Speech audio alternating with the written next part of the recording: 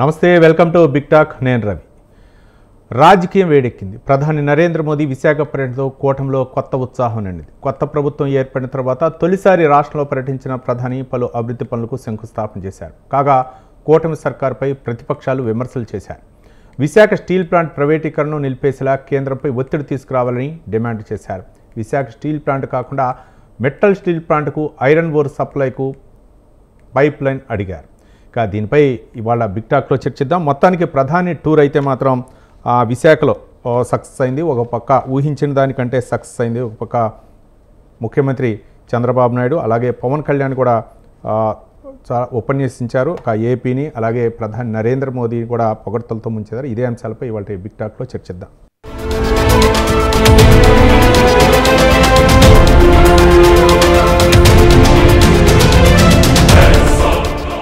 కూటమి ప్రభుత్వం ఏర్పడిన తర్వాత కేంద్రంలో మూడోసారి ప్రధానమంత్రిగా బాధ్యతలు చేపట్టిన తర్వాత మొట్టమొదటిసారిగా అభివృద్ధి పనులతోటి ఆంధ్రప్రదేశ్లో అడుగుపెట్టారు ప్రధాని నరేంద్ర మోదీ. దాదాపు 2 లక్షల కోట్ల పైగా పలు అభివృద్ధి కార్యక్రమాలకు శ్రీకారం చుట్టారు. ఇది ఏపీకి వరప్రదాయన లేకపోతే ఇంకా ఏమైనా అనుకున్న పనులు ఏమన్నా మోదీ వరాలు జల్లు కురిపిస్తారనుకుంటే అవి సక్సెస్ అవ్వలేదా? ఒక పక్క ప్రధాని మోదీ పర్యటన నేపథ్యంలోనే వైసీపీ కూడా కౌంటర్ అటాక్ చేసింది. అలాగే స్టీల్ ప్లాంట్ ప్రైవేటీకరణ కాకుండా ఏమైనా హామీ ఇప్పించగలరా అనే విధంగా మోదీపై ఒత్తిడి తీసుకురావాలని చెప్పేసి వైసీపీ నాయకులు డిమాండ్ చేశారు. మరో పక్క ఏ విధమైనటువంటి అంటే ఒక పక్క వైసీపీ నాయకులేమో గత మా హయాంలోనే ఇవన్నీ ప్రాజెక్టులు వచ్చాయి, ఇప్పుడు శంకుస్థాపన చేస్తున్నారనే విధంగా వైసీపీ నాయకులు మాట్లాడుతున్నారు. మరోపక్క ఈరోజు విశాఖ పర్యటన సందర్భంగా అనుకున్న లక్ష్యాలు నెరవేరాయా లేకపోతే ప్రధాని పర్యటనతో ఏపీకి పెట్టుబడుల ప్రవాహం వెల్లువల కొనసాగే అవకాశాలు ఉన్నాయా? ఎలాంటి అంశాలు అంటే ప్రధాని చర్చిస్తారనుకున్నారు? మరి అనుకున్న ప్రకారమే సక్సెస్ అయిందా లేకపోతే ఇంకేమైనా ఉత్తరాంధ్రకి ప్రకటించలేదనేటటువంటి అసంతృప్తి ఉందా? వైసీపీ నాయకులు ఏ విధంగా స్పందిస్తారు? మరోపక్క బీజేపీ టీడీపీ నాయకులు వాళ్ళ యొక్క అభిప్రాయాలు, జనసేన పార్టీ నాయకుల యొక్క అభిప్రాయాలు ఏ విధంగా ఉంటాయి? తదితర అంశాల గురించి ఈరోజు బిగ్ టాక్లో చర్చిద్దాం. బిగ్ టాక్లో పాల్గొంటున్నారు బండారు మనోహర్ నాయుడు గారు, టీడీపీ స్పోక్ పర్సన్, రాయపటి అరుణ్ గారు, Janasena party spoke person Karumanchi Ramesh గారు, వైసీపీ నాయకులు మనకు చర్చా కార్యక్రమంలో పాల్గొంటారు. ఇక బీజేపీ నుంచి కూడా జాయిన్ అవుతారు. చర్చా కార్యక్రమంలోకి అందరికీ స్వాగతం అండి. ముందుగా కారుమంచి రమేష్ గారు, వైసీపీ నాయకులు, ఏంటి మీరు అనుకున్న ఏవైనా నెరవేరలేదా లేకపోతే ఆంధ్రప్రదేశ్కి యొక్క పెట్టుబడుల వెల్లువ ఏదైతే ఉన్నాయో ప్రధాని పర్యటన నేపథ్యంలో ఎలా స్పందిస్తారు? ప్రధాని పర్యటన ఆద్యాంతం సాగిన తీరుని ఏ విధంగా మీరు చెప్పగలరు? కారుమంచి రమేష్ గారు నమస్కారం. నమస్తే అండి. ముందుగా మీకు, స్వతంత్ర టీవీ ప్రేక్షకులకు, అలాగే ప్యానల్లో ఉన్న సభ్యులందరికీ కూడా వెరీ గుడ్ ఈవినింగ్ అండి. Good evening.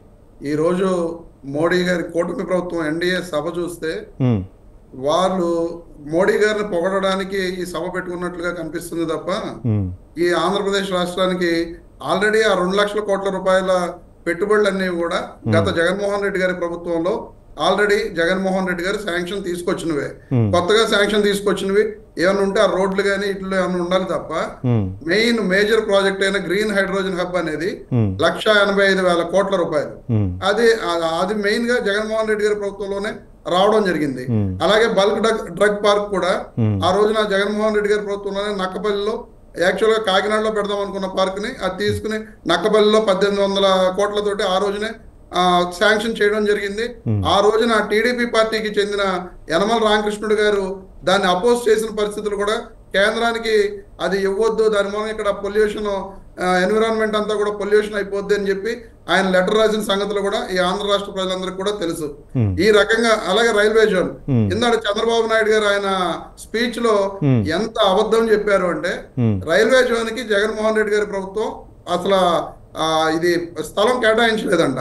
52 ఎకరాలు అనేది జనవరి 2, 2024వ తారీఖున క్లియర్ గా మీరు కావాలంటే ఆ జీవో తెచ్చుకుని చూడండి.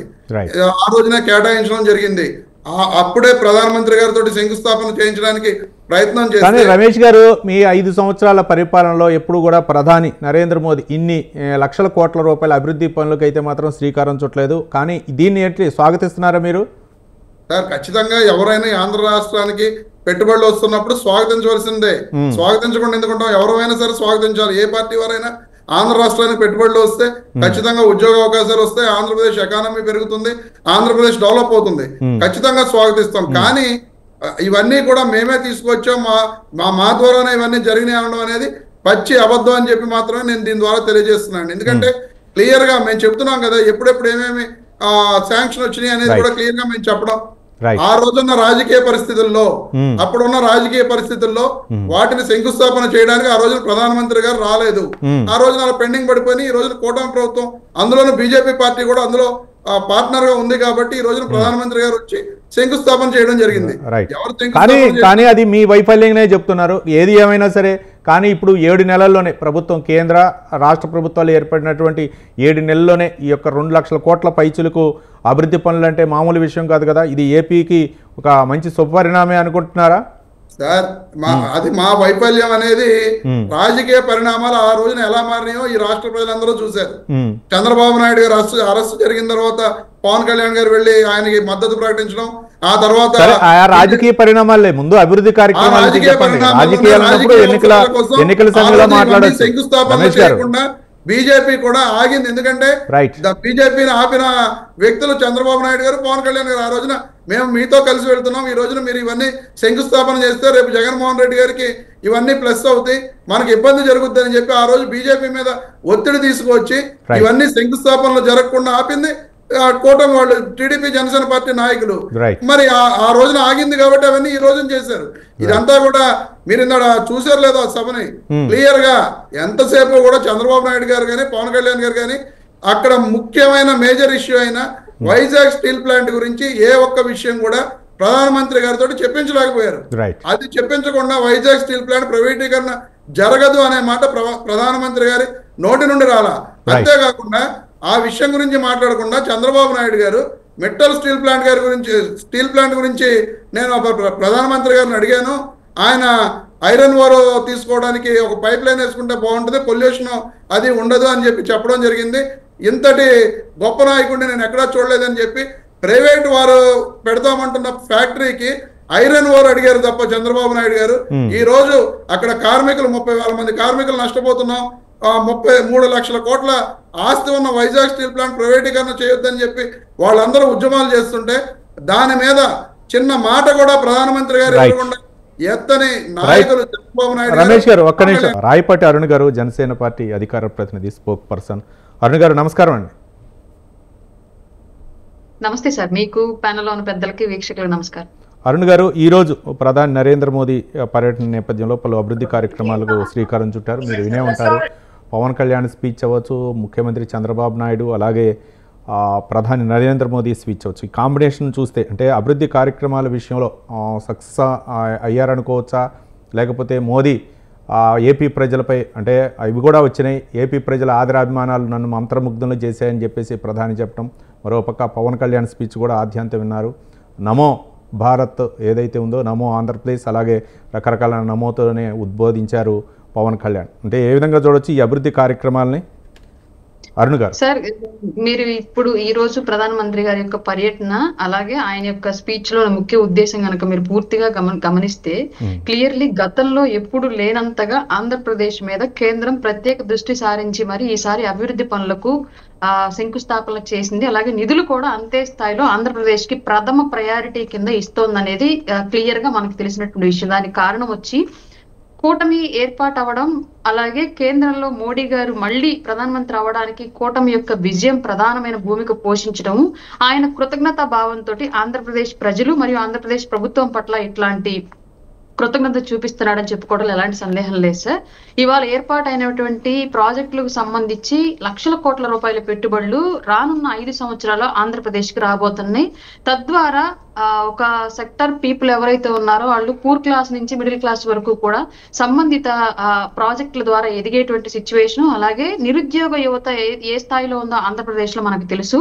వాళ్లకు ఉద్యోగాల కల్పన, అది ప్రైవేట్ రంగం కానివ్వండి, విస్తృతంగా ఏర్పాటు అవుతున్నటువంటి వ్యవస్థల మూలంగా పెంచాల్సినటువంటి ప్రభుత్వ రంగాలు కానివ్వండి, ఇలా వివిధ రంగాల ద్వారా నిరుద్యోగులకు ఉద్యోగ కల్పన కానివ్వండి, ఉపాధి కల్పన కానివ్వండి, ఆంధ్రప్రదేశ్ ఖజానాకి పెట్టుబడుల ద్వారా వచ్చేటువంటి రిటైల్ ద్వారా వచ్చేటువంటి ట్యాక్స్ రూపంలో ఆంధ్రప్రదేశ్ ఖజానాని నింపడంలో కానివ్వండి, ప్రధానమంత్రి గారి యొక్క ప్రధానమైనటువంటి భూమిక ఈ రోజు మనం గమనించవచ్చు. ఆయన పూర్తి స్పీచ్ లో క్లియర్లీ రానున్న రోజుల్లో ఇప్పటి వరకు రాజకీయాలంతా కూడా ఒక పార్టీని ఒకళ్ళు దుమ్మెత్తి పోసుకోవడానికి, ఒకళ్ళ గురించి ఒకళ్ళు తక్కువ చేసి మాట్లాడుకోవడానికి మాత్రమే ఇన్నాళ్ళు రాజకీయాలు మనం చూసాం. బట్ ఈ సారి కూటమి గెలుపు అనేది చాలా అంటే చాలా క్లిష్ట పరిస్థితుల్లో చాలా అంటే చాలా సమీకరణాలు మార్పులు చేర్పులతోటి గెలిచింది కాబట్టి ఈసారి పూర్తిగా ప్రజల కోసం అంకితమై రాష్ట్ర అభివృద్ధి కోసం అంకితమై పనిచేస్తున్నారు 3 పార్టీల నుంచి అధినాయకులు అందరూ కూడా అని చెప్పడానికి ఇది ఒక తార్కాణం సార్. రైట్ ఇక బండారు మనోహర్ నాయుడు గారు TDP spoke person. Manohar Naidu గారు నమస్తే. నమస్తే అండి రవి గారు. నమస్తే. ఏంటి అంటే డబుల్ ఇంజన్ సర్కార్ అంటే ఇదేనా?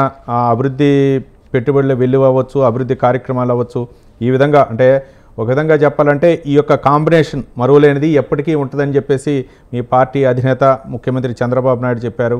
అంటే కేంద్రంతో సఖ్యతగా ఉంటే అలాగే రాష్ట్రంలో కూడా సఖ్యతతో ఉంటే ఈ 2 ప్రభుత్వాల మధ్య ఈ విధంగా అభివృద్ధి కార్యక్రమాలు జరిగే అవకాశాలు ఉన్నాయి అనుకోవచ్చా? మొట్టమొదటిసారిగా 7 నెలల ప్రభుత్వం ఏర్పడిన తర్వాత ఇంత భారీ స్థాయిలో అభివృద్ధి కార్యక్రమాలు చేపట్టడం మొట్టమొదటిసారిగా కాబట్టి ఎలా స్పందిస్తున్నారు? మీ పార్టీ అధినేత సాధించినటువంటి విజయంగా, అలాగే జనసేన పార్టీ అధినేత పవన్ కళ్యాణ్ అలాగే బీజేపీ కాంబినేషన్లో సాధించిన విజయంగా అభివర్ణిస్తున్నారా? నమస్కారం రవి గారు. మీకు, స్వతంత్ర టీవీ ప్రేక్షకులకు, ప్యానెల్లో పాల్గొన్నటువంటి మిత్రులు సోదరికి అందరికీ నమస్కారాలు. నమస్కారం. వాస్తవంగా ఈరోజు ఆంధ్రప్రదేశ్కు నిజంగా ఒక వరం లాంటి రోజు అనుకోవచ్చు. గత 5 సంవత్సరాలలో ఆంధ్రప్రదేశ్ ఎంత నష్టపోయిందో అందరూ కూడా చూశారు, అనుభవించారు కూడా. మరి ఈరోజు కేవలం 7 నెలల కాలంలోనే కూటమి ప్రభుత్వం ఏర్పడి ఆంధ్రప్రదేశ్లో 7 నెలల కాలమే అయింది. ఈ 7 నెలల కాలంలోనే ఒకవైపు ప్రజా సంక్షేమ పథకాలను ఒకటొకటిగా నెరవేరుస్తూ అదేవిధంగా అభివృద్ధి కార్యక్రమాల్లో భాగంగా కూడా అమరావతిని రాజధానిని అక్కడ నిర్మాణ కార్యక్రమాలు జరిపించడం, పోలవరాన్ని నిర్మాణ కార్యక్రమాలు జరిపించడం, అలాగే ఈరోజు చూస్తే ఉత్తరాంధ్రలో ప్రధానమంత్రి గారి ద్వారా 2,08,000 కోట్ల రూపాయల ప్రాజెక్టులకు శంకుస్థాపనలు చేయించడం, అలాగే కొన్ని పూర్తయిన వాటిని వర్చువల్గా ఓపెన్ చేయించడం. మరి ఇవన్నీ చూస్తే నిజంగా ఆంధ్రప్రదేశ్ ఈ వచ్చేటువంటి 5 సంవత్సరాల్లో అన్ని ప్రాంతాలు కూడా, ఉత్తరాంధ్ర కావచ్చు, కోస్తాంధ్ర కావచ్చు, రాయలసీమ కావచ్చు, అన్ని ప్రాంతాలు కూడా సమంగా అభివృద్ధి జరిగేదానికి ఇది నాంది అని చెప్పవచ్చండి రవి గారు. రైట్. ఇంకా ఈరోజు వచ్చినటువంటి ప్రాజెక్టుల మూలంగా ఇవి కార్యరూపం దాల్స్తే సుమారుగా 7.5 లక్షల మందికి ఉద్యోగ అవకాశాలు కూడా దీని ద్వారా రాబోతా ఉంది. ఈరోజు పెట్టుబడులు పెట్టడానికి కూడా ఎక్కడి నుంచి అయినా సరే వచ్చి పెట్టుబడులు మేము పెడతాము అనేటువంటి ముందుకు వాళ్ళే వస్తున్నారు అని అంటే ఒక్కసారి ఈ ప్రభుత్వాన్ని చూసే, కూటమి ప్రభుత్వం చాలా చక్కగా ప్రభుత్వం నడుపుతా ఉంది. ఈ ప్రభుత్వంలో పెట్టుబడులు పెట్టడం వల్ల మనకు ఎలాంటి ఇబ్బందులు కలగవు, అన్ని రకాలుగా సహకారాలు సహాయాలు అందిస్తారు. కేంద్ర ప్రభుత్వం కూడా మంచి సహకారం ఆంధ్రప్రదేశ్కు ఉంది అని నమ్మే ఈరోజు పెట్టుబడులు పెట్టడానికి వెల్లువలా వస్తున్నారు. మరి ఈరోజు మేము చెప్పినట్లుగా 20 లక్షల మందికి ఉద్యోగాలు ఇస్తామన్నది ఈ పెట్టుబడుల ద్వారాను, వీటి ద్వారా వచ్చేటువంటి ఇండస్ట్రీస్ ద్వారా కావచ్చు, ఇతరత్ర రూపంలో కావచ్చు, ఉద్యోగాలు 20 లక్షల మందికి ప్రతి సంవత్సరం 5 లక్షల చొప్పున 4 లక్షల చొప్పున ఉద్యోగాలు ఇస్తామని చెప్పాం. ఇవి నెరవేరబోతున్నాయి ఒకటొకటిగా. 7 నెలల కాలమే అయింది రవి గారు. ఇక్కడ గమనించాల్సింది 7 నెలల కాలమే అయింది, ఎక్కువ అవ్వలేదు. ఈ కాలంలోనే ఇంత రాష్ట్రం ఆర్థికంగా పురోభివృద్ధి సాధించడం కావచ్చు, లేదా రాష్ట్రంలో అభివృద్ధి పెట్టుబడుల రూపంలో రావడం కావచ్చు, ఇది నిజంగా ఒక వరమే అని చెప్పొచ్చండి ఆంధ్రప్రదేశ్కి. వీటిని తప్పకుండా స్వాగతిస్తున్నాం. ఇంకా ముందు కూడా కూటమి ప్రభుత్వం మంచి సఖ్యతతో అందరం కూడా కలిసి ముందుకు తీసుకెళ్తూ ప్రభుత్వాన్ని చక్కగా నడిపి ప్రజల మన్ననలు కూడా పొందుతాం. ఒక పెట్టుబడులు లేదంటే అభివృద్ధులే కాదండి, ప్రజలు కూడా వారి సంక్షేమాన్ని సక్రమంగా చూస్తూ వారి మన్ననలను పొందే విధంగా మేము ఈ ప్రభుత్వం నడుస్తుంది. ఖచ్చితంగా అందులో ఏమాత్రం కూడా అనుమానం లేదు.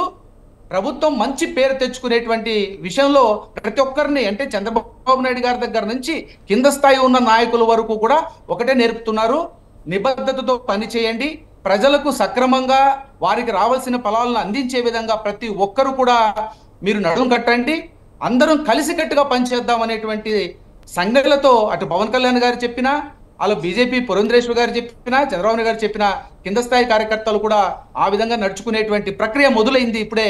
Right. ఇక తప్పనిసరిగా రాబోయేటువంటి 4 సంవత్సరాలు ఇది ఆరంభం మాత్రమే అంటారు. ఇది ఆరంభం మాత్రమే అంటారు మనోహర్ నాయుడు గారు. ఇది ఆరంభం మాత్రమే అంటారు.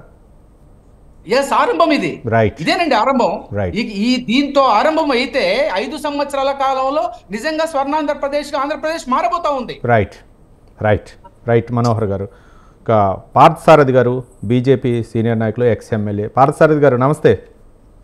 నమస్కారం అండి, అందరికీ నమస్కారం. నమస్కారం. ఈరోజు ప్రధాని నరేంద్ర మోదీ పలు అభివృద్ధి కార్యక్రమాలకు దాదాపు 2 లక్షల కోట్ల రూపాయల పైచులకు అభివృద్ధి కార్యక్రమాలకు శంకుస్థాపనలు, ప్రారంభోత్సవాలు చేశారు. ఏ విధంగా చూడొచ్చు అంటే బీజేపీ కేంద్రంలో ఉన్నటువంటి బీజేపీ ఆంధ్రప్రదేశ్కు వెన్నుదన్నుగా నిలవటానికి చేసిన ప్రయత్నాల్లో ఇదొక ప్రయత్నం అనుకోవచ్చా, లేకపోతే డబుల్ ఇంజిన్ అంటే ఈ విధంగానే ఉంటుంది అనుకోవచ్చా? ఎలా స్పందిస్తారు?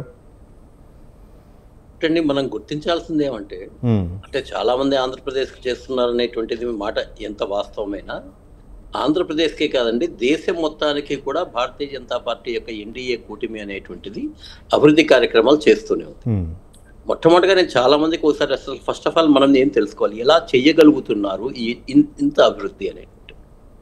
2004 నుంచి 2014 దాకా మన్మోహన్ సింగ్ గారి హయాంలో కేవలం 11 లక్షల కోట్ల నుంచి 13 లక్షల కోట్లకు మాత్రమే ఈ దేశ బడ్జెట్ పెరిగింది.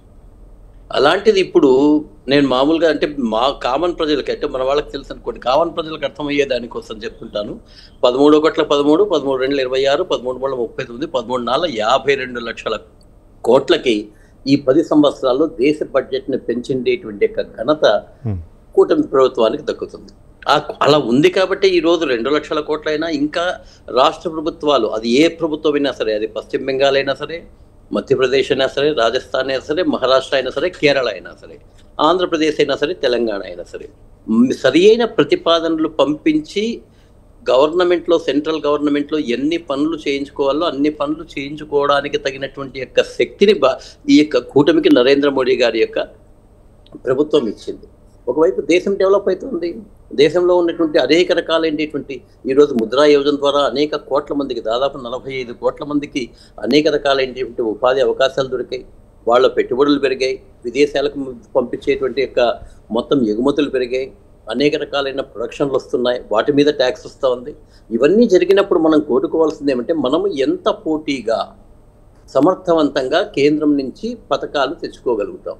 ఇక్కడ ఉండేదండి మన ఫెడరల్ రాజ్యాంగ వ్యవస్థలో ఉన్నది ఏంటంటే ఎంత కేంద్ర ప్రభుత్వం ఇవ్వాలనుకున్నా ప్రతిపాదన అనేటువంటిది రాష్ట్రాల నుంచి రావాలి.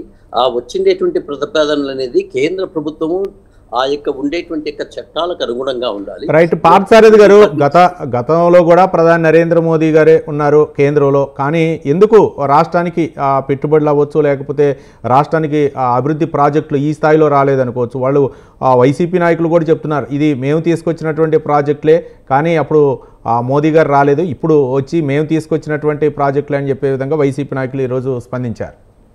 సార్, ఇప్పుడు దీన్ని నేను రాజకీయం చేయదలుచుకున్నాను.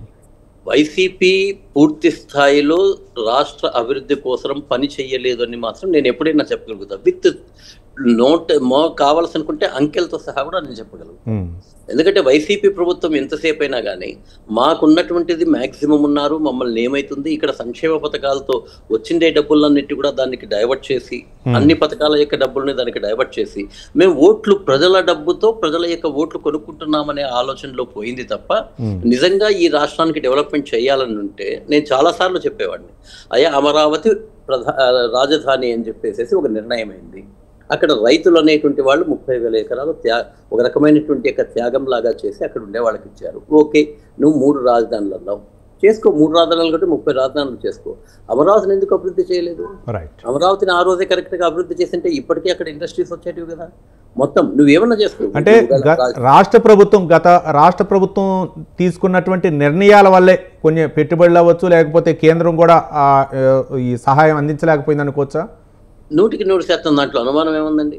పొరపాటున ఆ కాలంలో ఎక్కడికైనా ఒక ఇండస్ట్రీ రావాలంటే స్థానికంగా ఉండేటువంటి వైఎస్ఆర్సీపీ నాయకులు, వాళ్ళు ఉండేటువంటి అనుచరులు, వీళ్ళ యొక్క కనుసన్నల్లో మాత్రమే ఉండాల్సిందే పరిస్థితి ఉండేటువంటి. కాబట్టి అది జరిగేది కాదు. అది నేను చాలా ప్రాక్టికల్ గా చాలా ఉదాహరణలు కూడా చెప్పగలుగుతా. ఆ రోజు ఏదన్నా కావాలంటే లోకల్ ఎమ్మెల్యే దగ్గరికి వెళ్ళాలి, లోకల్ మంత్రుల దగ్గరికి వెళ్ళాలి, లేదా అక్కడ ఉండేటువంటి యొక్క చిన్న చిన్న చోట నాయకులందరినీ కూడా ప్రసన్నం చేసుకోవాలి. అందుకని ఎవరు వచ్చేదానికి ధైర్యం చూపించేటువంటి వాళ్ళు కాదు. ఆ పరిస్థితి ఈ రోజు లేదు. ఎందుకంటే డబుల్ ఇంజన్ సర్కార్లో పొరపాటున తెలుగుదేశం ఏమన్నా పొరపాటు చేసినా సెంట్రల్ గవర్నమెంట్ నుంచి దాన్ని ఖచ్చితంగా, అంటే ఇక్కడ కాదు ఇప్పుడు సెంట్రల్ గవర్నమెంట్ దగ్గరికి వెళ్తే ఖచ్చితంగా ఇది ఉంటుంది కాబట్టి తెలుగుదేశం కూడా పొరపాటున ఆ పని చేయదు. చంద్రబాబు నాయుడు గారిలో ఈ రోజు నేను 1999 2004లో ఉన్న చంద్రబాబు నాయుడు గారి కన్నా విభిన్నమైనటువంటి చంద్రబాబు నాయుడు గారిని నేను చూస్తూ ఉన్నా. అతను కూడా ఈ రోజు ఏంటంటే జరిగిండేటువంటి పరిణామాల దృష్ట్యా నేను డెవలప్మెంట్ చేసి ప్రజల మన్ననలు పూర్తిగా పొందాలి అనేది ఒక్కటే లక్ష్యంగా ఆయన పనిచేస్తున్నారు. ఎక్కడ కూడా సాధ్యమైనంత వరకు అవినీతి లేకుండా చెయ్యాలనేటువంటి ఆలోచనతో వారు చేస్తున్నారు. దీనికి తోడు కేంద్ర ప్రభుత్వంలో అవినీతి రహిత పార్టీ ఏదైతే ఉందో ఆ యొక్క బీజేపీ పార్టీ యొక్క అండలో ఉండే ఎన్డీఏ అనేక రకాలుగా మనకు పథకాలు ఇవ్వడానికి సిద్ధంగా ఉంది. మీరు మామూలుగా ఏంటంటే సముద్రం దగ్గరికి వెళ్ళి లేదా నది దగ్గరికి వెళ్ళి మనం ఎంత చెంబు ఎత్తుకొని పోతే అంత చెంబు నీళ్లు వస్తాయి అన్నట్లుగానే మన ప్రభుత్వాలు ఇక్కడ ఉండేటువంటి వాళ్ళు ఏ విధంగా అయితే మనం తీసుకుని వెళ్ళి అక్కడ పథకాలని తీసుకొని రాగలిగితే ఖచ్చితంగా ఇస్తుందండి. నాట్ ఓన్లీ ఫర్ ఆంధ్రప్రదేశ్, మళ్ళీ నేను అదే చెప్తున్నా, if it is Kerala or it is Paschim Bengal, ఎక్కడైనా కూడా మీరు చూస్తే ప్రపోర్షనేట్గా ఎక్కడైనా సరే దాని అనుమతులు ఇస్తున్నారు. కేంద్ర ప్రభుత్వం రాష్ట్రాలు పోటీపడి మీరు సాధించుకోండి. ఎందుకంటే రాష్ట్రం అభివృద్ధి చెందితే ఆ యొక్క ఫండ్స్ ఎక్కడికి వస్తాయండి? కేంద్రానికి వస్తాయి, రాష్ట్రానికి వస్తాయి. అదే కదా దేశంలో మొత్తం బడ్జెట్ పెరుగుతున్నది. ఇక్కడ ఏ రాష్ట్రమైనా కూడా మంది ఫెడరల్ రాజ్యాంగ వ్యవస్థలో దేశానికే కదా ఉండేటువంటిది. కాబట్టి దేశం యొక్క ఆర్థిక శక్తిని పెంచేటువంటి ప్రతి ఒక్క కార్యక్రమానికి కూటమి ప్రభుత్వం అనేటువంటిది భారతీయ జనతా పార్టీ నరేంద్ర మోడీ గారు ఆ రోజు వాజ్పేయి గారు ఏ విధంగా 23 పార్టీలు ఉన్న అందరినీ కలుపుకొని అందరినీ సమానంగా చూశారు. భారతీయ జనతా పార్టీ కూడా అదే సమానంగా చూస్తుంది. అయితే ఆంధ్రప్రదేశ్ను ప్రత్యేకంగా ఎందుకు చూస్తుందంటే ఇది విభజించబడిన తరువాత ఇక్కడ కొన్ని డెవలప్మెంట్స్ తక్కువగా ఉన్నాయి కాబట్టి డెవలప్మెంట్స్ ఎక్కువ చేస్తుంది. అందుకే 10 కేంద్ర సంస్థలు పెట్టాలంటే 27 కేంద్ర సంస్థలు పెట్టింది. మిగతా రాష్ట్రాల కన్నా ఎక్కువగా ఇండ్లు అలాట్ చేసింది. ఆ ఇండ్లు కూడా వైఎస్ఆర్సీపీ పూర్తి చేయలేదు. రైట్ పార్థసారథి గారు. ఇక రమేష్ గారు ఏంటి గత 5 సంవత్సరాల్లో ఎందుకు అభివృద్ధి వైపు ఎందుకు ప్రయత్నాలు చేయలేదు? ఒక సంక్షేమపైనే దృష్టి కేంద్రీకరించారు తప్ప అభివృద్ధిపై ఎందుకు దృష్టి కేంద్రీకరించలేదు? ఇదే ప్రధానమైనటువంటి సమస్య. ఇప్పుడు ఆ సమస్యను మేము గాడిలో పెడుతున్నామని చెప్పేసి ఇప్పుడు కూటమి నాయకులు చెప్తున్నారు. అదే కోవలో దాదాపు 2 లక్షల కోట్ల రూపాయలకు పైగా ఈరోజు అభివృద్ధి కార్యక్రమాలకు శ్రీకారం చుట్టాం. ఇంకా భవిష్యత్తులో ఇది ఆరంభం మాత్రమే, భవిష్యత్తులో ఏపీ ముఖ చిత్రమే మారబోతుంది, అభివృద్ధి పదంలో నడవబోతుందనే విధంగా చెప్తున్నారు. ఏంటి రమేష్ గారు, మీ ప్రభుత్వ హయాంలో జరిగినటువంటి లోపాలు ఏంటి? రమేష్ గారు మీట్లో ఉన్నారండి. రమేష్ గారు మీట్ తీసి మాట్లాడు. రవి గారు, 7 నెలలు అయిందని చెప్పి వాళ్లే చెప్తున్నారు. భవిష్యత్తులో ఇంకా 4.5 సంవత్సరాలు ఉంది. ఈ 4.5 సంవత్సరాల్లో ఎన్ని లక్షల కోట్లు రాబోతున్నాయి అనేది మీరు చూస్తారు, నేను చూస్తాను.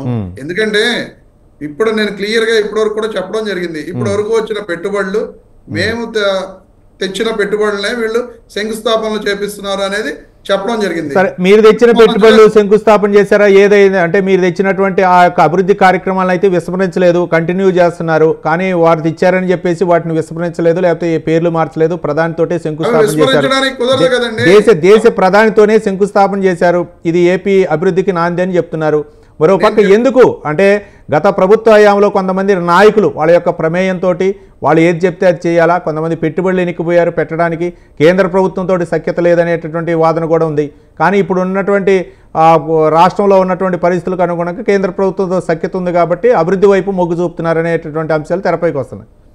రవి గారు, కేంద్ర ప్రభుత్వంతో సఖ్యత లేదు అన్నప్పుడు గత జనవరి ముందు వరకు కూడా జగన్మోహన్ రెడ్డి గారు మోడీ గారి దత్తపుత్రుడు అని మాట్లాడిన ఈ కూటమి నాయకులు ఆ తర్వాత మోడీ గారి సంఖ్యలో ఎలా దూరారో మనం అందరం చూసాం.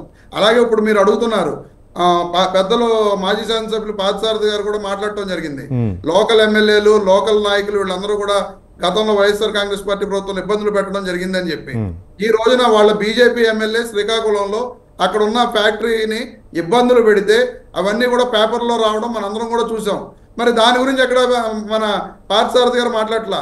అలాగే వాళ్ళ బీజేపీ ఎమ్మెల్యే ఆదినారాయణ రెడ్డి గారు, టీడీపీ ఎమ్మెల్యే గారు తండ్రి గారు జేసీ ప్రభాకర్ రెడ్డి గారు, వాళ్ళిద్దరూ కూడా ఫ్లై యాష్ గురించి కొట్టుకుంటున్న పరిస్థితులు. ఈ రకంగా ఎక్కడికక్కడ కూటమి ఎమ్మెల్యేలు కూడా బయట వాళ్ళు ఈ ఫ్యాక్టరీల మీద కానీ లేకపోతే రకరకాల ఇష్యూస్లో వాళ్ళందరూ కూడా ఈరోజు ఇన్వాల్వ్ అయి ఉన్నారు. కానీ గతానికి ఇప్పటికీ ఉన్న తేడా ఏంటంటే ఈ రోజున పచ్చ మీడియా అనేది వాళ్ళని ఎక్స్పోజ్ చేయట్లా. కానీ గతంలో జరిగినప్పుడు ఎవరైనా ఎక్కడన్నా మా పార్టీలో ఎవరైనా నాయకుడు తప్పు చేస్తే దాన్ని భూతత్వంలో చూపించి ఈ రాష్ట్రంలో ఏదో జరిగిపోయింది అందుకే ఇవన్నీ రావట్లేదు అన్న విధంగా వీళ్ళు ప్రజలకు ఎక్స్పోజ్ చేయడం జరిగింది. వాళ్ళు చెప్పినట్లుగా అలాగే జరుగుంటే ఇన్ఫోసిస్ జగన్మోహన్ రెడ్డి గారి ప్రభుత్వంలోనే వచ్చింది. గ్రీన్కో 25,000 కోట్ల రూపాయలు కర్నూలు జిల్లాలో జగన్మోహన్ రెడ్డి గారి ప్రభుత్వంలోనే వచ్చింది.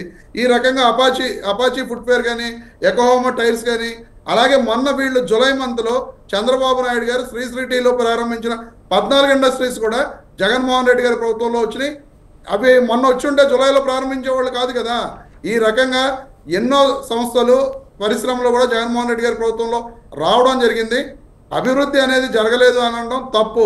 4 మేజర్ పోర్ట్లను జగన్మోహన్ రెడ్డి గారు ఈ రాష్ట్రానికి తీరం కోస్ట్ లైన్ అనేది చాలా ఎక్కువ ఉన్నది.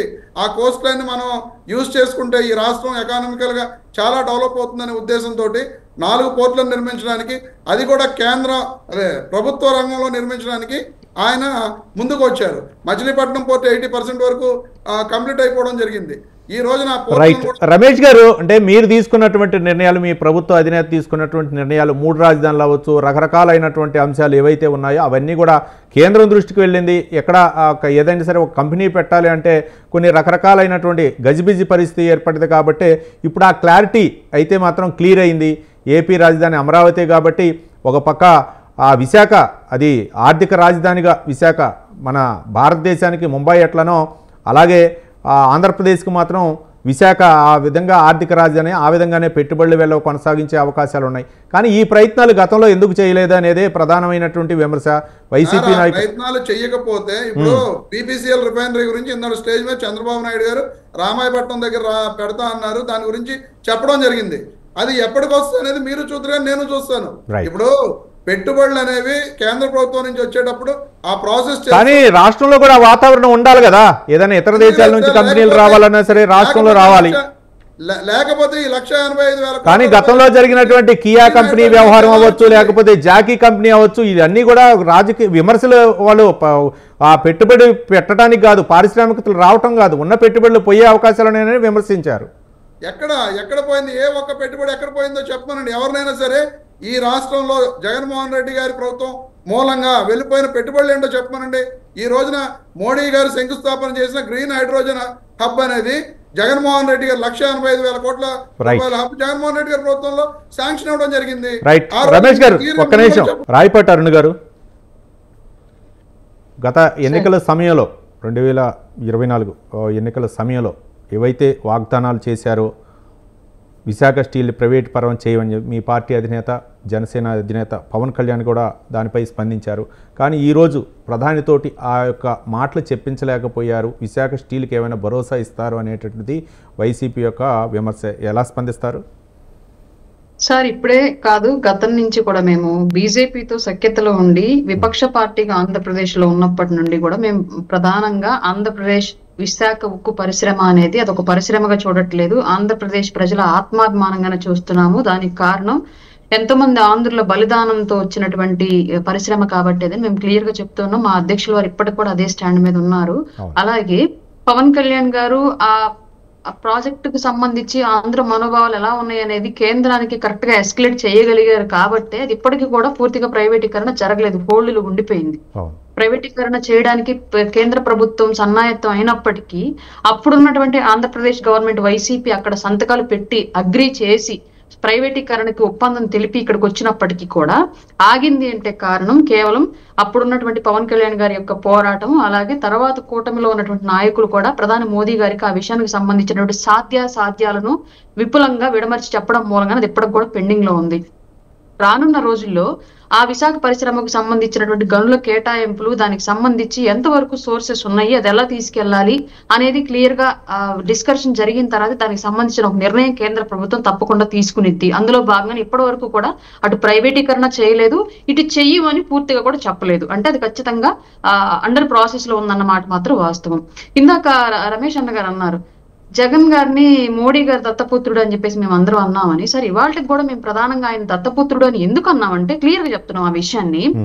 ఎప్పుడు ఆయన అపాయింట్మెంట్ తీసుకున్నప్పటికీ కూడా ఆంధ్రప్రదేశ్ లో ఎక్కువగా బాలాజీ విగ్రహాలు ఢిల్లీకి ఎక్స్పోర్ట్ అయింది ఎవరి ద్వారా, ఎవరికి అంటే ఖచ్చితంగా జగన్మోహన్ రెడ్డి గారి ద్వారా ప్రధానమంత్రి గారికి ఎక్స్పోర్ట్ అయ్యాయి. ఎందుకు ప్రతిసారి వెళ్ళి బాలాజీ గారి బొమ్మ చేతిలో పెట్టి నమస్కారాలు పెట్టి ఏం చేశారు? ఎందుకు రాష్ట్రానికి రావాల్సినటువంటి నిధులను సవ్యంగా అడిగి తీసుకురాలేకపోయారు? రాష్ట్రానికి రావాల్సినటువంటి ఫండ్స్ ఏవైనా సరే, పరిశ్రమలకు సంబంధించిన అనుమతులు ఏవైనా సరే, రైల్వే లైన్కి సంబంధించిన పర్మిషన్స్ ఏవైనా సరే, ఇలా వివిధ రకాలుగా కేంద్ర సహకారంతో రాష్ట్ర ప్రభుత్వం కోఆర్డినేట్ చేయాల్సినటువంటి అన్ని అంశాలలో ఎందుకు జాప్యం జరిగింది? ఈయన పదే పదే వెళ్లి ప్రధానమంత్రి గారిని కలిసి కోరుతున్నటువంటి అంశం ఏంటి? పైగా అక్కడికి వెళ్ళిన తర్వాత మీడియాని ఎప్పుడు అడ్రస్ చేసిన దాఖలాలు లేవు. మీడియా వేసే ప్రశ్నలకు ఏ రోజు కూడా సమాధానం చెప్పినట్టు దాఖలాలు లేవు. వెళ్తారు, వస్తారు, ఇక్కడికి వచ్చిన తర్వాత సజ్జల గారు చెప్తారు ఎందుకు వెళ్ళారు, ఏమడిగారు అని చెప్పేసి. అది ఏది కూడా అఫీషియల్ మీడియాలో కానివ్వండి, నేషనల్ మీడియాలో కానివ్వండి, ఏ రోజు ప్రశ్న అడ్రస్ చేసి ఇది ఈ కారణంతో నేను ఆంధ్రప్రదేశ్ కు సంబంధించిన ఈ లబ్ధి కోసం నేను వచ్చి మోడీ గారిని కలిశానని చెప్పేసి ఏ రోజు కూడా ఆ రోజు ముఖ్యమంత్రికి చెప్పలేదు. దాన్ని మేము ప్రధానంగా అడిగింది. ఇంకొక విషయం సార్, రాష్ట్రంలో ఇందాక ఆల్రెడీ స్పీచ్ లో మోడీ గారే చెప్పారు, ఈ గ్రీన్ ప్రాజెక్ట్ అనేది, గ్రీన్ ఎనర్జీ ప్రాజెక్ట్ అనేది 2023లోనే స్థాపించాము, ఇక్కడ స్థాపించడానికి సిద్ధపడ్డాము, స్థాపించాము అని క్లియర్ గా చెప్పారు ఆయన. మోడీ గారి ప్రసంగం కనుక క్లియర్ గా విన్నట్లయితే ఆయన ప్రసంగంలోనే ఆ మాట ఉంది. ఇప్పుడు కొత్తగా మేమే తీసుకొచ్చాము, ఇందులో జగన్మోహన్ రెడ్డి గారి హస్తం ఏమీ లేదు అని చెప్పేసి మేము చెప్పట్లా. కానీ ఇక్కడ సమస్య ఎక్కడ వచ్చిందంటే, ఏ పరిశ్రమ అయినా సరే, రమేష్ గారు ఒక్క నిమిషం, నన్ను మాట్లాడి రమేష్ గారు మీ నాయకులు కూడా చెప్తున్నారు, రమేష్ గారు మీ నాయకులే చెప్తున్నారు. రైట్, ఏ పరిశ్రమ అయినా సరే, ఏ పారిశ్రామికవేత్తలైనా సరే, భౌగోళిక పరిస్థితులు, వాళ్ళ ప్రొడక్టివిటీ సంబంధించినటువంటి నేచర్ రిసోర్సెస్, అలాగే తర్వాత ఎక్స్పోర్ట్ సోర్సెస్ అనేవి చూసుకొని ఏ రాష్ట్రానికైనా సరే పెట్టుబడులు పెట్టడానికి, పరిశ్రమలు నెలకొల్పడానికి వస్తారు. అట్లాంటి పరిశ్రమలు నెలకొల్పడానికి ఆంధ్రప్రదేశ్ ఎక్కువ అవకాశాలు ఉన్నటువంటి స్టేట్. కారణం ఏంటంటే సుదీర్ఘమైనటువంటి కోస్టల్ కారిడార్ ఉన్నటువంటి స్టేట్, అలాగే వాటర్ సోర్సెస్ ఎక్కువ ఉన్నటువంటి స్టేట్, అలాగే ఇంటర్నేషనల్ ఎక్స్పోర్ట్ కి, నేషనల్ ఎక్స్పోర్ట్ కి కూడా రోడ్డు మార్గాలు, అలాగే సముద్ర మార్గాలు కూడా ప్రతి మూల నుంచి ఎక్కువ మార్గాలు ఉన్నటువంటి స్టేట్ గా ఆంధ్రప్రదేశ్ ఉంది. దీంట్లో ప్రభుత్వాలు కరెక్ట్ గా ఇన్వెస్టర్స్ ని ఆహ్వానించి వాళ్ళకి కావాల్సిన సౌకర్యాలు కల్పించగలిగితే ఇంకా పెద్ద ఎత్తున ప్రాజెక్టులు తీసుకురావడానికి ఎక్కువ అవకాశాలు ఉన్నాయి. కానీ జగన్మోహన్ రెడ్డి గారు ఆ రోజు తీసుకున్నటువంటి నిర్ణయాల మూలంగా ఆయన కొన్ని సాధ్యం కానటువంటి రెస్ట్రిక్షన్స్ పారిశ్రామికవేత్తలకు పెట్టారు ఆ రోజు ఆయన. అది పెట్టడం మూలంగా వచ్చేటువంటి పెట్టుబడులు వెళ్ళిపోయి, ఆల్రెడీ ఉన్న కంపెనీలు వెళ్ళిపోయాయి, నిరుద్యోగం అనేది విపరీతంగా పెరిగిపోయింది. గవర్నమెంట్ ఉద్యోగాలు ఇవ్వడంలోనూ, ఎవ్రీ ఇయర్ క్యాలెండర్ ఇవ్వడంలోనూ ఫెయిల్ అయ్యారు.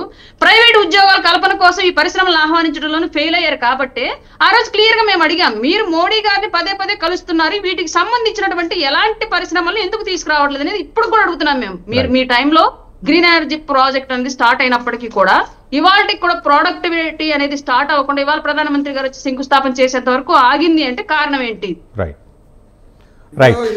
అరుణ్ గారు, రమేష్ గారు శంకుస్థాపన చేశారు, ఎప్పటికి ప్రారంభోత్సవం జరుగుతుందో చూద్దాం.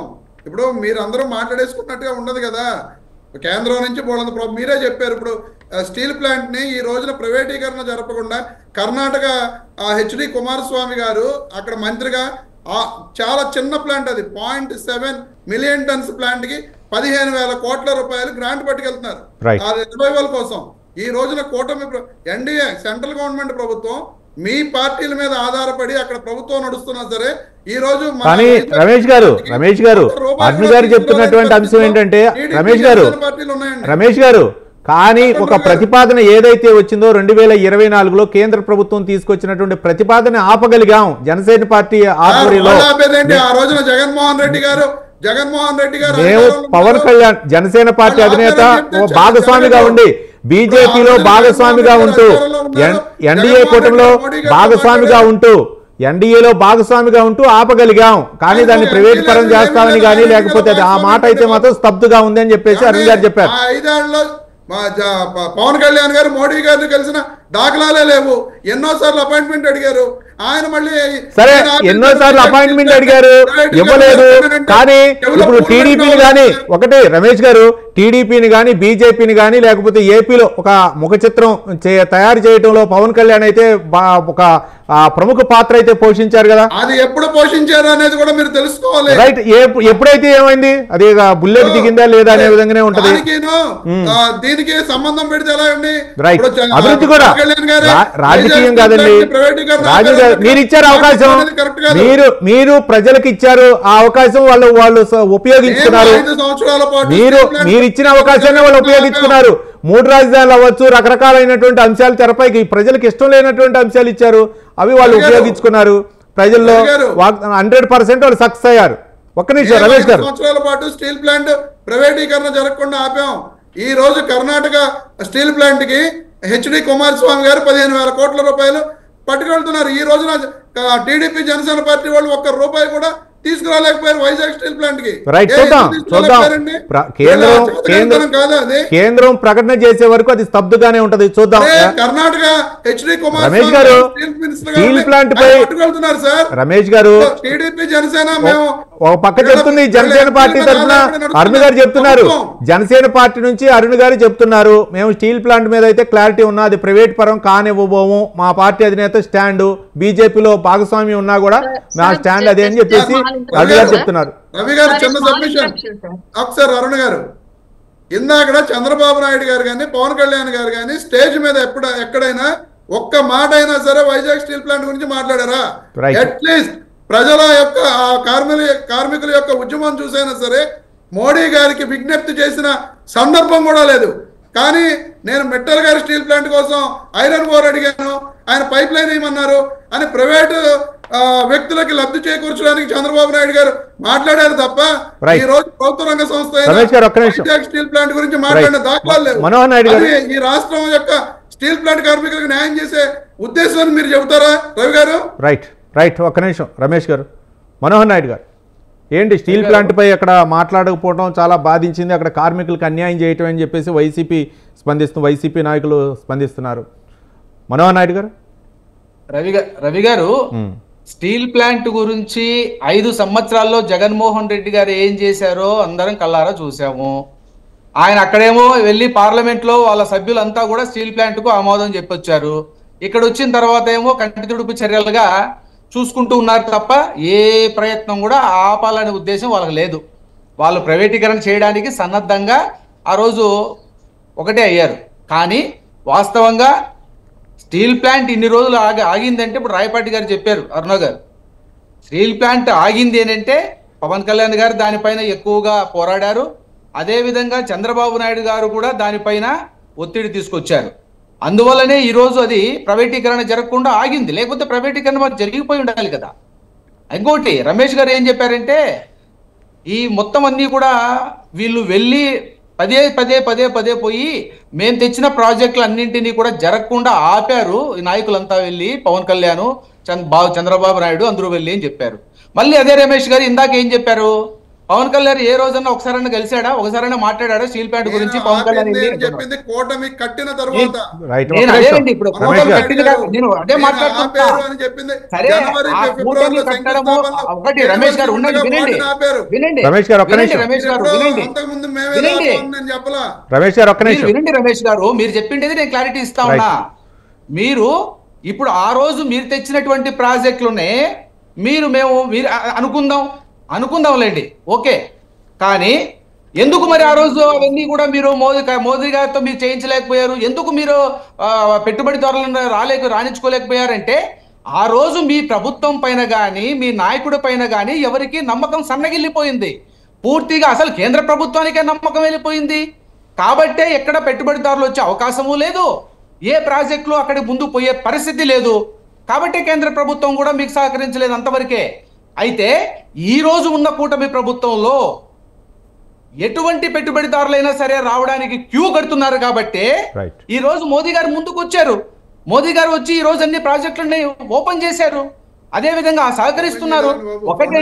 ఒకటి రాష్ట్రాన్ని నడిపేటువంటి వ్యక్తి శక్తి సామర్థ్యాల మీద ఆధారపడి ఉంటుంది కేంద్ర ప్రభుత్వం కూడా ఏదైనా సహాయ సహకారాలు అందించాలంటే. ఇక్కడ కేంద్రం ఇచ్చినటువంటి నిధులనే మీరు వేరే విధంగా దారి మళ్లించేసి వేరే దానిలకు వాడేసి ఎక్కడ కేంద్ర నిధులనే మీరు చెప్పిన దాఖలాలు లేవు, కేంద్ర నిధులు వినియోగించిన దాఖలాలు లేవు. ఏమండి మీ నిర్వాకాల వల్లే కదా అవన్నీ ఆగిపోయి అవన్నీ జరగలేదు. తర్వాత మీరు ఇంకొక విషయం చెప్పారు, ఏ వెళ్ళిపోయినాయో జగన్మోహన్ రెడ్డి గారి వల్ల చెప్పండి అన్నారు. ఏమండి కియా మోటార్ ఫ్యాక్టరీకి సంబంధించిన అనుబంధ సంస్థలు అన్నీ కూడా జగన్మోహన్ రెడ్డి గారి నిర్వాహకం వల్లే రాకుండా ఆగిపోయాయి. జాకీ పరిశ్రమ రాప్తాడు దగ్గర పెట్టాల్సింది అనంతపూర్ దగ్గర, అది కూడా జగన్మోహన్ రెడ్డి నిర్వాహకం వల్లే ఆగిపోయింది. విశాఖలో ఆదాని డేట్ సెంటర్ గానీ లులు వాళ్ళు గానీ ఆగిపోవడానికి కారణం జగన్మోహన్ రెడ్డి గారే. ఇన్ని కూడా పారిపోతే మీరు ఈ రోజు అభివృద్ధి గురించి చెప్తున్నారు సార్. అభివృద్ధి అనేది మీ కంటికి ఎక్కడ కూడా కనపడలేదు. అభివృద్ధి చేయాలని ఆలోచన ఎక్కడ కూడా సంక్షేమ పథకాల వైపు మాత్రమే చూశారు. వాటిని కూడా పూర్తి స్థాయిలో చేయలేకుండా ఆపేశారు. కాబట్టి ఈ రోజు ప్రజలు మీకు సరైనటువంటి గుణపాఠం చేశారు. ఇంకా ఎందుకు సార్ ఊరికే రైట్ చూద్దాం. రామ్మోహన్ నాయుడు గారు చేయబట్టే మీకు 23 ఇచ్చారేమో మరి. రైట్ కారుమంచి రమేష్ గారు వైసీపీ నాయకులు, అలాగే బండారు మనోహర్ నాయుడు గారు TDP spoke person, Rayapati Arun గారు జనసేన పార్టీ అధికార ప్రతినిధి స్పందించి చర్చా కార్యక్రమంలో పాల్గొన్నందుకు అందరికీ ధన్యవాదాలు.